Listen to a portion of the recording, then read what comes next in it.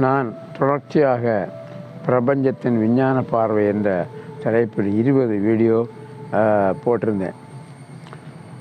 பிறகு இயலாமையின் காரணமாக இது கொரோனா காலத்தில் ஊரடங்கெல்லாம் வந்து எல்லாரையும் 4 பாகத்தை அரசாங்கம் ஊரடங்கு விடாததுனால நானும் ஒதுங்கி பேசாமல் போயிருந்தேன். இப்போ அதெல்லாம் மாறி திரும்பவும் வீடியோ போடலாம் என்ற எண்ணத்தோடு வந்திருக்கிறேன். அதில் நமக்கு முதலாக வருவது கடவுள் என்பது என்ன?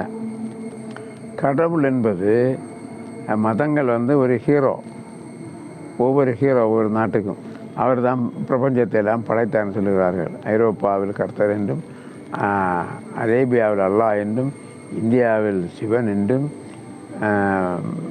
சீனாவில் தாவோ என்றும், சீனாவில் கன்ஃபியூஷஸ் என்றும், புத்தர் என்றும், ஜப்பானில் தாவோ என்றும் எல்லாம் சொல்லுகிறார்கள். எல்லாமே கற்பனை பாத்திரங்கள். அப்படி ஒரு இனமே இல்லை. கடவுள் என்பது பிரபஞ்சத்தை படைத்த ஒரு ஆள் என்று மதங்கள் சொல்லுகிறது. ஒவ்வொரு மதத்திலையும் கடவுளுடைய ஹீராயிசம் விளக்கப்படுகிறது. ஆனால் கடவுள் என்பது நத்திங், ஒன்றுமே இல்லை. அப்படி என்றால் இந்த உலகம் எப்படி உருவானது என்ற ஒரு கேள்வி வரும். பிரபஞ்சம் என்பது பொருள்களின் கூட்டம். பொருளை தான் நிரந்தரமானது. பொருளை ஆக்கவும் அழிக்கவும் முடியாது. பொருள் இயங்கி கொண்டும் மாறிக்கொண்டு இருக்கிறது. அதுதான் விஞ்ஞானம். விஞ்ஞானம் என்பது பொருள் என்பது இயங்கி கொண்டும் மாறிக்கொண்டு இருக்கிறது. ஏன் இயங்கி கொண்டு மாறிக்கொண்டு இருக்கிறது என்று கேட்டால் விஞ்ஞானத்தில் முரண்பாடு இருக்கிறது, கான்ட்ரடிக்ஷன். முரண்பட்ட தன்மைகள் முட்டி மோதி வளர்வதும் தேய்வதுமாக இருக்கிறது. அதனால தான் பொருள் என்பது இயங்கி கொண்டும் மாறிக்கொண்டும் இருக்கிறது. அதை சொல்லுவது தான் விஞ்ஞானம். உதாரணமாக விஞ்ஞானம் என்னென்ன சாதித்திருக்கிறது என்று சொன்னால், ஒரு காலத்தில் மனிதன் நமக்கு சுதந்திரம் கிடைத்த பொழுது 32 கோடி மக்கள் தான் உண்டு. இன்றைக்கு 145 கோடி கிட்ட இருக்கிறது, கிட்டத்தட்ட 150 வருஷத்துக்குள்ள. அப்போ இவ்வளோ வேகமாக ஜனத்தை உயர்ந்த காரணம் என்ன? தொற்று நோய்கள் ஒழிக்கப்பட்டது. உதாரணமாக காலரா என்ற நோய் தடுப்பூசியால் ஒடுக்கப்பட்டது. அடுத்தது வைசூரி என்ற நோய், அதுவும் தடுப்பூசியால் ஒடுக்கப்பட்டது. அடுத்தது பிளேக் என்ற நோய். ஒரு காலத்தில் இங்கே டெல்லியில் 14 லட்சம் பேர் பிளேக் வந்து இறந்தார்கள். சக்கரவர்த்தி ஷாஜகானும் ஜஹாங்கீரும் அவர்கள் பிள்ளைகள் எல்லாம் காபூலுக்கு இது குதிரைகளில் தப்பி சென்றார்கள். சேரட், அதாவது குதிரை வண்டிகளிலேயும் ரதத்திலே ஏறி தப்பி சென்றார்கள். பிறகு அந்த பகுதியிலெல்லாம் இது பிளேக் தீர்ந்த பிறகு தான் திருப்பி வந்தார். அதே மாதிரி இளம்பிள்ளை வாதம். சின்ன பிராயத்தில் இளம்பிள்ளை 200 குழந்தைகள் பிறந்தால் 1000 குழந்தை பிறந்தால் 200 குழந்தைகள் கால் சொட்டும் இளம்பிள்ளை வாதத்தினால. இப்போ அதெல்லாம் தடுப்பூசினாலேயும் சொட்டு மருந்தினாலேயும் நீக்கப்பட்டு இப்போ இளம்பிள்ளை வாதம் இல்லை. அதே மாதிரி மலேரியா, கொய்னா கண்டுபிடித்ததோடு மலேரியா அழிந்தது. டெட்ராசைக்கிளின் கண்டுபிடித்ததோட கூடி பிளேக் அழிந்தது. பிறகு டைஃபாய்டு, பென்சிலின் மருந்து கண்டுபிடித்த உடனே விஷப்பனிகள் ஒடுங்க ஆரம்பித்தன. ஸ்ட்ரெப்டோமைசின் கண்டுபிடித்த உடனே இது டிபி ஒடுங்க ஆரம்பித்தது. குளோரோமைசின் கண்டுபிடித்த உடனே ஜுரம், காய்ச்சல் எல்லாம் அழிந்தது. அதே மாதிரி வெறிநாய்க்கடி ஹைட்ரோபோபியா என்ற நோயை உருவாக்குனது. அந்த நோயில் வந்து 90க்கு கடித்த 90 குறைத்து நாய் போல குறைத்து கொண்டு மடிவான். அதை தடுப்பதற்கும் எந்த கடவுளுக்கும் இல்லை, எந்த மருந்துக்கும் முடியலை. கடைசியில் பிரெஞ்சு விஞ்ஞானி லூயி பாஸ்டியூர் தான் அதுக்கு தடுப்பூசி கண்டுபிடிச்சார். அதோட கூட அதுவும் காப்பாற்றக்கூடிய ஒரு நோயாக மாறியது. இப்படியாக பல்வேறு விஷயங்கள் விஞ்ஞானத்தில் நடந்து கொண்டு இருக்கிறது. ஆனால் எந்த ஒரு கடவுளும் எந்த ஒரு கண்டுபிடித்ததையும் கண்டுபிடித்ததாக இல்லை. ஆனால் ஜீசஸை பிடிக்க போனது தீவட்டி. தீவட்டி என்றால் சூட்டு கொண்டு தான் போனார்கள் என்று பைபிளில் சொல்லப்பட்டிருக்கிறது. அந்த காலத்திலேயும் கரண்ட் இல்லை.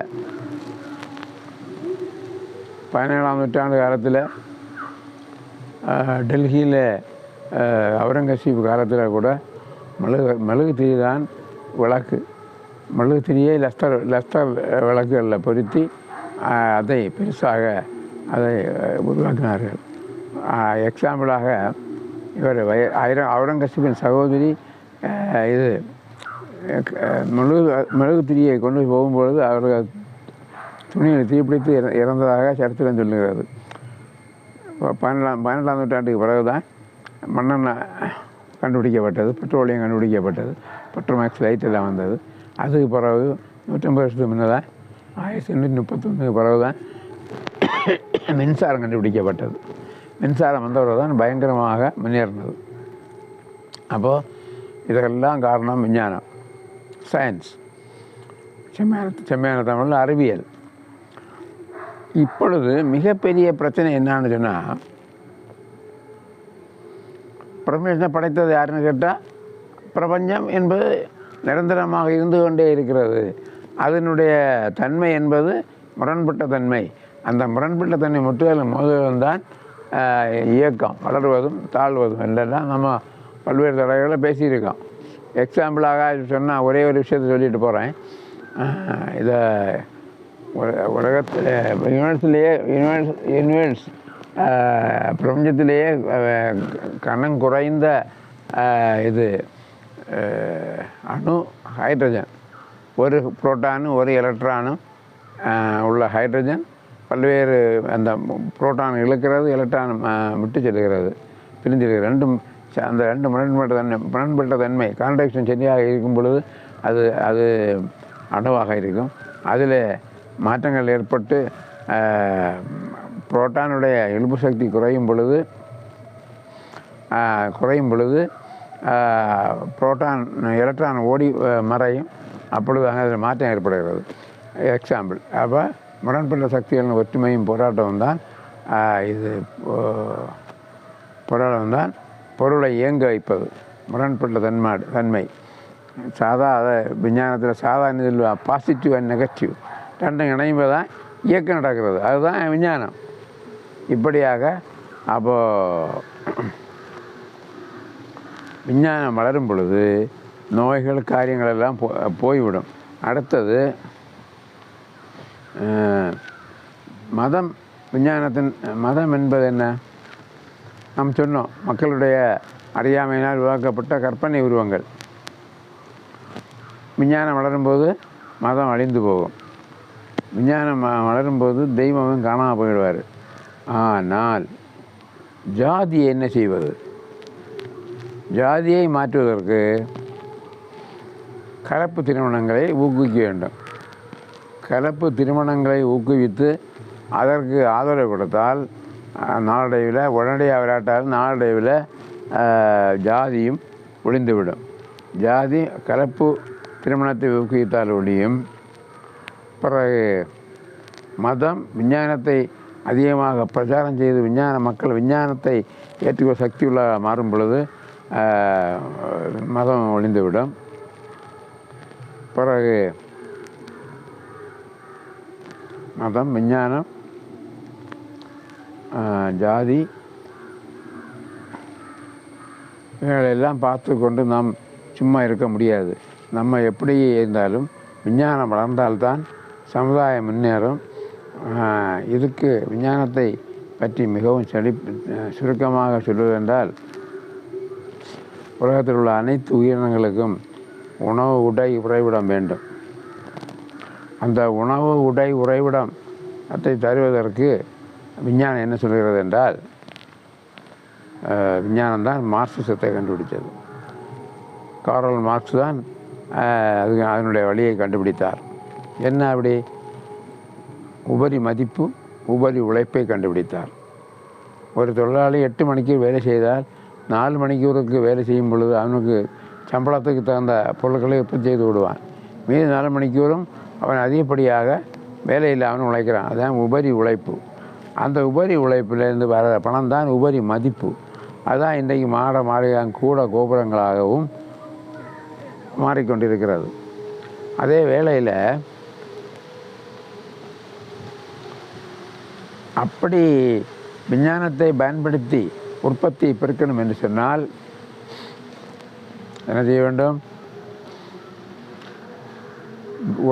உற்பத்தி சக்திகளான நிலம், தொழிற்சாலைகள், போக்குவரத்து சாதனங்கள் எல்லாவற்றையும் அரசாங்கமாக ஏற்றெடுத்து கொள்ள வேண்டும், தேசியமயமாக்க வேண்டும். இதுக்கு அப்பொழுதுதான் தடை மாறி உற்பத்தி பெருகும். ஒன்றுக்கு பல மடங்கு அதிகமாக. உதாரணமாக இப்போது ஒரு ஆண்டு ஒரு நாட்டில் உள்ள மக்கள் தொகைக்கு ஒரு ஆண்டு சாப்பாடு போடுறதுக்கும் உணவு, உரைகள் கொடுப்பதற்கும் 5-10 கோடி இது தேவை என்றால், பொருள் தேவை என்றால், அந்த 10 கோடியை 100 கோடியாக மாற்றுவது தான் மார்க்சிசம். அதாவது விஞ்ஞான யுகம். விஞ்ஞானத்தில் உபரி மதிப்பை கண்டுபிடித்து உபரி மதிப்பை எடுத்து உற்பத்தியை பெருக்க வேண்டும். அனைத்தையும் தேசியமயமாக்கி அனைத்தையும் அரசாங்கம் ஏற்றெடுத்து அந்த அரசாங்கமானது உற்பத்தியை பல மடங்கு 10 கோடியாக இருப்பது 1000 கோடியாக மாற்றுகிற அளவுக்கு முன்னேற வேண்டும். அப்படி உற்பத்தி செய்யும் பொழுது தான் அனைவருக்கும் எல்லாம் கிடைக்கிற வழியை உருவாக்க முடியும். அதுதான் மார்க்சிசம். அப்பொழுது நாம் இந்த விஷயங்களை கூறிக்கொண்டு இது பண்ணுகிறோம். இனி நீங்கள் இதெல்லாம் விளம்பரப்படுத்தணும், சப்ஸ்கிரைப் பண்ணணும், அதை ஷேர் பண்ணணும்னு கேட்டுக்கொண்டு என்னுடைய அந்த இதை முடித்துக் கொள்கிறேன்.